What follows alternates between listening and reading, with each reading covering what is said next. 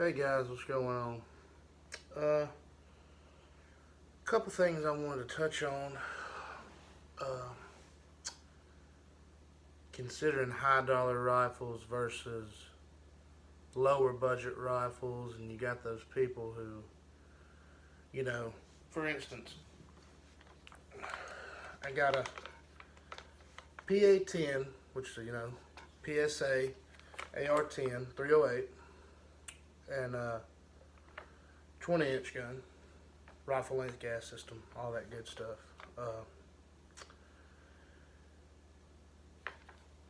Well, you got the guys who are, shooting $2,500 rifles, $1,500 rifles, $3,000 rifles, and they want to bash on people who buy stuff like PSA. Well, I'm here to tell you, I zeroed this rifle. Oh, by the way, no fancy optics here. This is a center point made in China. I think from Walmart. It's like 70 bucks, something like that. But anyway, so I took this. I got it, in the mail or whatever. Picked it up at my local gun shop. Immediately slapped the scope on it. Took it out to 100 yards. Zeroed it. Then I was just plinking around, getting used to the feel, the recoil, and whatnot. Took it on out to 300, and it was keeping 2-inch groups at 300. And that's with Remington 150 grain core locked, because I was going to use this as my deer rifle. Hog, coyotes, whatever. And 20 round P mags for it, but that's 2 to 3 MOA with a sub $600 gun in all, with a scope and all. No, probably 640 with scope and all. And you just don't buy into the hype. Don't let those guys that say you need a $1,200, $1,300 optic, a $2,000 gun to push on out there. So after I hit 300 and measured the groups, I took my steel gong, pushed that to 500. It's actually 505 with the laser, but ended up popping off a few shots, high, low,